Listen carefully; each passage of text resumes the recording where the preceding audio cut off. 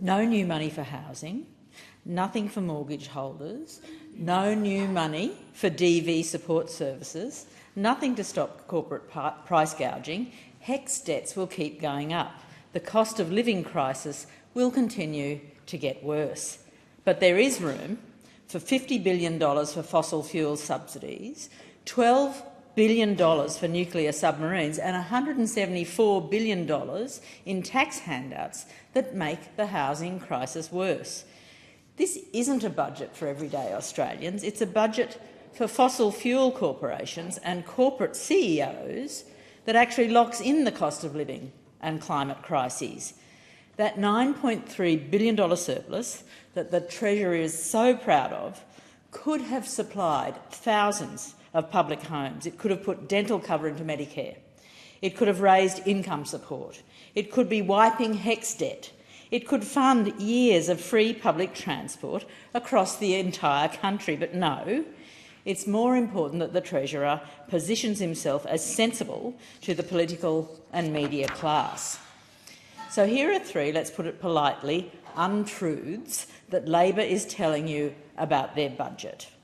Untruth number one, that there is $11.3 billion in new money for housing in the budget. Not true.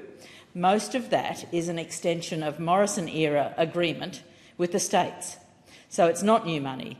The rest is the $1 billion that the Greens secured in negotiations last year on the Housing Australia Future Fund bill.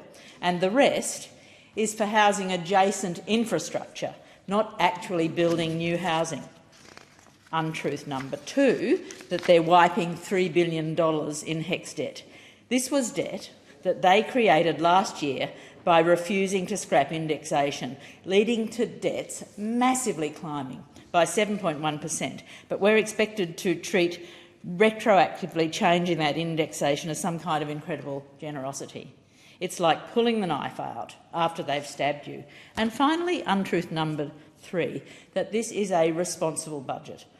I'll tell you who it's being responsible for: the big banks and the CEOs and the fossil fuel corporations who will keep benefiting from massive subsidies and tax breaks.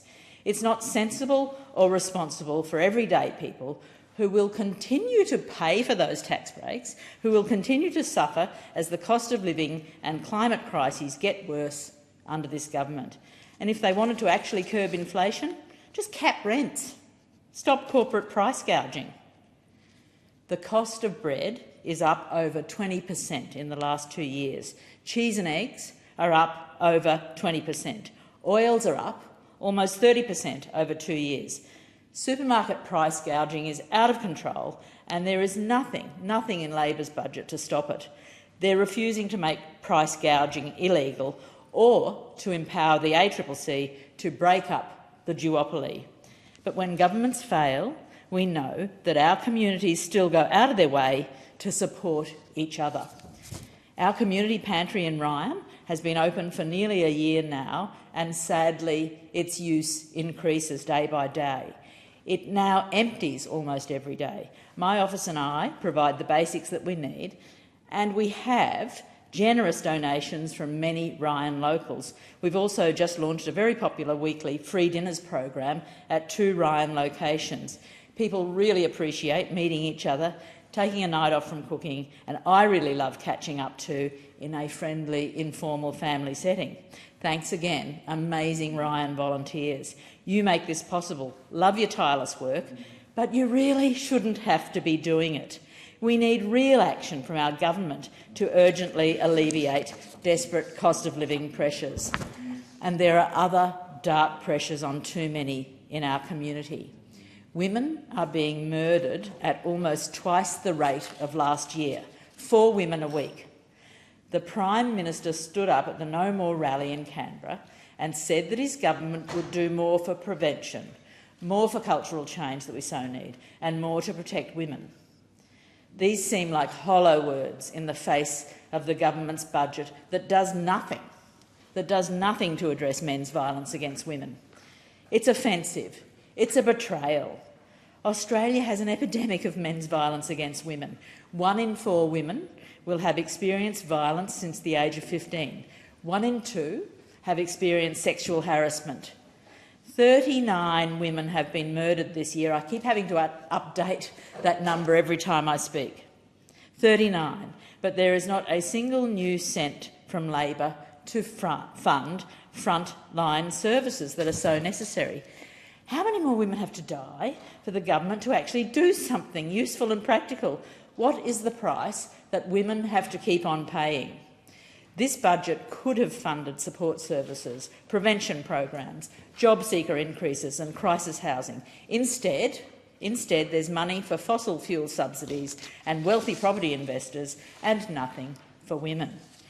If Labor was actually serious about this, if the condolences weren't hollow, they would actually commit to immediate funding for legal aid, $1 billion for frontline support services every year, and actual funding for prevention and education work. Anything less is a betrayal of women. And the more Labor ignores this crisis, the more women are hurt and will die. No new funding for women, for real cost of living relief, and now barely any spending on public schools. This is a budget for the likes of Brad Banducci, for Woodside and for property investors. If you send your kid to a public school in Australia, you're getting pretty much nothing in this budget. Actually, what the Labor government will promise you is a funding shortfall of $3 billion in public education. What a disgrace. Less than 2% of the public schools across Australia receive the funding they're supposed to. Less than 2%. Meanwhile, 98% of private schools receive excess funding from the Labor government. It doesn't make any sense. This is actually harming our kids' futures. In my own electorate, for example, the Gap State School is shortchanged by $1 million a year. Ashgrove State School, it's $1.2 million shortchanged annually. Ferny Grove High has a funding shortfall of $3.5 million. Indooroopilly High can't even get any new funding to build toilets despite overcrowding causing long lines every lunchtime, and they've been refused any new permanent classrooms, having to beg for demountables just so kids can have a library. With this budget, Labor is saying that they would rather buy nuclear submarines, weapons and fund climate bombs like the Middle Arm Gas Project than fund libraries, science lessons or toilets for our kids. They'll give huge handouts to private schools, fossil fuel companies and property investors, but cry poor when it comes to funding our public schools and our kids' futures. It's an absolute betrayal, a betrayal for everyday people who are struggling to pay the mortgage, to fill up the car or to pay school fees. The Treasurer may pat himself on the back and congratulate himself for a job well done, but if he had actually been listening to real people in the community, he would know that this budget has crushed people. People who had hoped that Labor might listen to them, that they might have had the weight of HECS debt lifted off their shoulders. They might be able to afford a roof over their heads or feed their families without fear of defaulting on another bill.